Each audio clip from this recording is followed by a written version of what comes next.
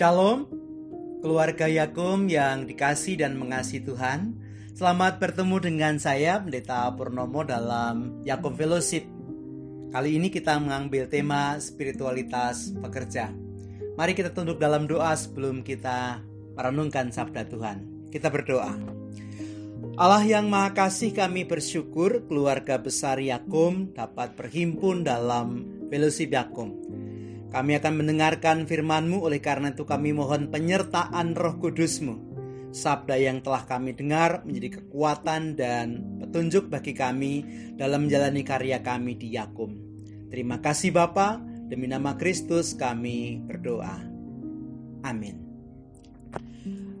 Keluarga Yakum yang dikasihi Tuhan, kita akan membaca dan merenungkan sabda Tuhan dari surat Roma pasal yang pertama, ayat yang pertama sampai dengan ayat yang kelima.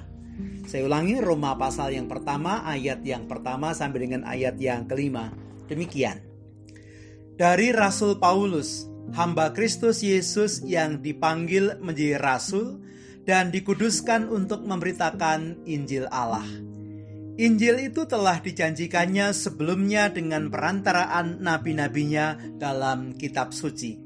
Tentang anaknya yang menurut daging diperanakkan dari keturunan Daud, dan menurut roh kekudusan dinyatakan oleh kebangkitannya dari antara orang mati, bahwa ia adalah anak Allah yang berkuasa, Yesus Kristus Tuhan kita. Dengan perantaraannya kami menerima kasih karunia dan jabatan rasul untuk menuntun semua bangsa supaya mereka percaya dan taat kepada namanya. Kekasih Tuhan, demikian pembacaan sabda Tuhan. Yang berbahagia yang mendengar dengan setia, percaya dan melakukannya dalam hidupnya setiap hari. Amin. Keluarga Yakum yang dikasihi Tuhan, menurut saya sekurang-kurangnya ada 3 motivasi dari orang untuk bekerja. Motivasi yang pertama adalah orang bekerja supaya bisa bertahan hidup. Motivasi survival. Orang bekerja mendapatkan uang, lalu dengan uang itu dia bisa membeli pangan, sandang, papan, dan kebutuhan-kebutuhan yang lain. Dengan cara itu dia bisa hidup layak. Dengan cara itu dia bisa memenuhi keperluannya. Itu motivasi yang pertama. Motivasi yang kedua, orang bekerja supaya bisa mengaktualisasikan dirinya. Setiap manusia punya talenta, punya bakat, punya ketertarikan juga, punya passion. Nah, bekerja itu dapat menyalurkan bakatnya, dapat menyalurkan passionnya, menyalurkan talentanya. Dengan demikian dia merasa berguna dan dia mendapatkan pengakuan dari orang lain. Dengan pengakuan itu, ia merasa diterima, dan dengan pengakuan itu ia merasakan kebahagiaan dalam hidupnya. Itu yang kedua. Yang ketiga, orang bekerja karena panggilan spiritual. Orang bekerja karena kerja itu ia terima sebagai ibadah. Bukan sekedar untuk bertahan hidup, bukan sekedar untuk mendapatkan pengakuan atau mengaktualisasikan diri, tetapi itu ia yakini sebagai perintah Tuhan. Perintah yang ilahi bagi hidupnya, dan itu membuat dia memiliki makna bagi hidupnya. Ia menemukan makna kehidupan.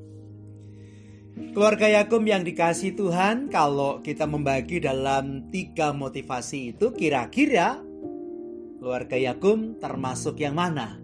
Motivasi yang mana yang keluarga Yakum miliki ketika bekerja di Yakum?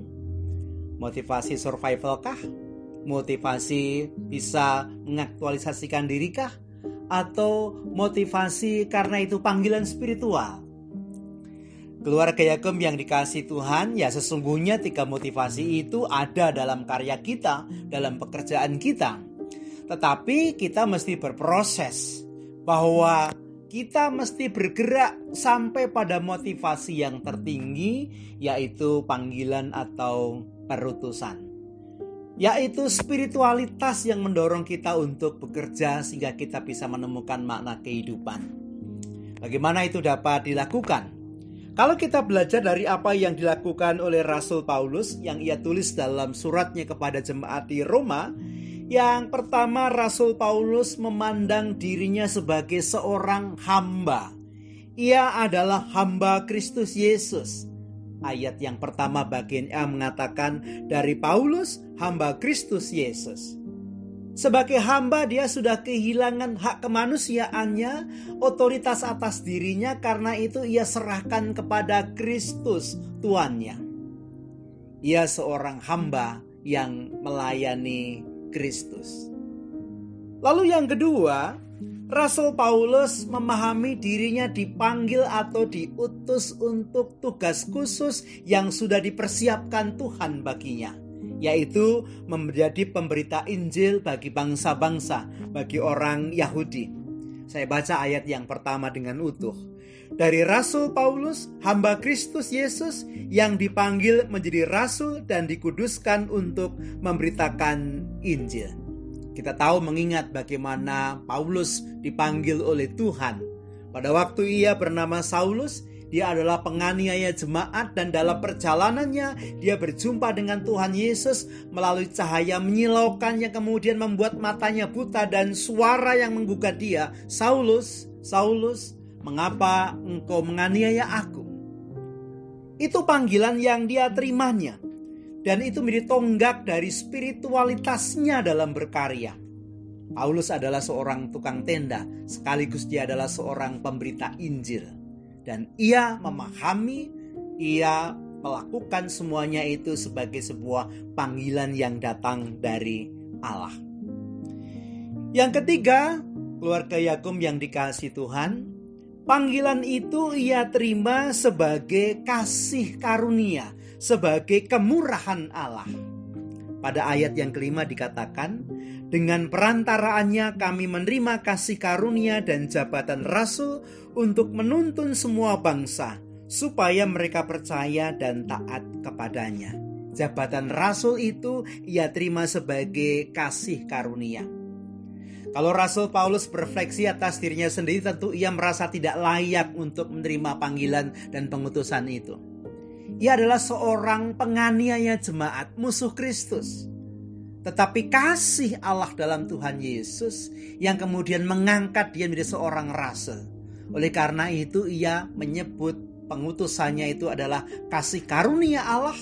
Dan sekarang ia menempatkan panggilan dan pengutusan karyanya itu sebagai cara untuk mengungkapkan syukur, cara untuk mengungkapkan terima kasih kepada Tuhan, karena ia telah diselamatkan dan ia telah dipakai Allah untuk mewartakan keselamatan itu. Keluarga Yakub yang dikasihi Tuhan, sekali lagi kita punya motivasi survival mencukupi keperluan kita. Kita punya motivasi untuk mengaktualisasikan diri supaya potensi-potensi diri yang ada dalam diri kita dapat tersalurkan, kita berkarya bermakna bagi orang lain dan hidup kita kemudian mendapatkan pengakuan. Tapi sekali lagi, lebih dari itu, motivasi yang tertinggi adalah spiritualitas kita. Bahwa karya kita bukan sekedar untuk mencukupi kebutuhan kita, bukan sekedar untuk aktualisasi diri, tetapi merupakan panggilan dan pengutusan Tuhan.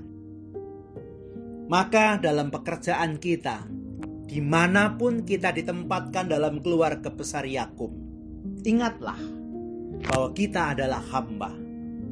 Ingatlah bahwa kita dipanggil dan diutus Tuhan untuk menyatakan, mewartakan Injil Tuhan.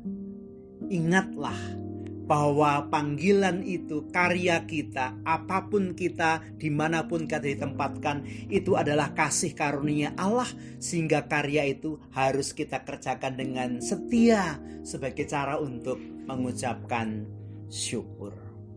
Selamat berkarya, selamat menjadikan pekerjaan kita sebagai panggilan dan ibadah kita. Selamat menjadikan spiritualitas kehambaan, pelayanan, pengucapan syukur, kebenaran sebagai landasan bagi karya kita di tengah-tengah keluarga Yakub. Tuhan memberkati. Amin. Mari kita bersama-sama tunduk dalam doa. Allah Bapa yang Maha Kasih, kami bersyukur atas kemurahan-Mu. Sabda-Mu telah kami terima. Tuntun kami dengan kuasa Roh Kudus-Mu, supaya sebagai bagian dari keluarga Yakub, dimanapun kami berada, tugas apapun yang kami emban, kami menerima semuanya itu sebagai panggilan Tuhan. Kami adalah hamba Tuhan yang Engkau panggil, Engkau utus untuk mewartakan Injil, menyatakan tanda-tanda kerajaan Allah. Dan kami melakukannya dengan setia, dengan syukur, sebab panggilan itu adalah kasih karunia, anugerah yang Kau berikan kepada kami. Sebab dalam keperdosaan kami, sesungguhnya kami tidak layak menerima panggilan itu. Kami mohon setiap keluarga Yakub Engkau karuniai dengan berkat kesehatan yang baik. Sebab dengan kesehatan itu mereka dapat melaksanakan tugas-tugasnya dengan sebaik-baiknya. Mereka yang sakit Engkau sembuhkan. Mereka Engkau mampukan untuk menjaga kesehatan pemberian Tuhan.